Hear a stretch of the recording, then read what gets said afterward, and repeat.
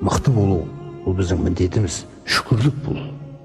Өйткені сен мықты болмасаң, сенің артыңдағы балаң мықтылықты үйрене алмайды ешқашан. Өйткені оған міндетті түрде көзіне 24 сағат ол көріп өсу керек. Балиғатқа жеткенше мықты әкені көру керек, ол мықты ананы көру керек. Міне сол үшін сен шаршамау керексің, саған болмайды шаршауға. Саған болмайды бағанағындай көңілсіз жүруге, көңілсіздікті сізден үйренеді. Әлсіз болуға болмайды, әлсіздікті сізден үйренеді. Тіпті ауырған кезіңде, ауырып қалған кезіңде үйіңде ойбай-ай, ай-ай-ай деген нәрселерді айтпаңыз. Саған сауап жазылып жатыр.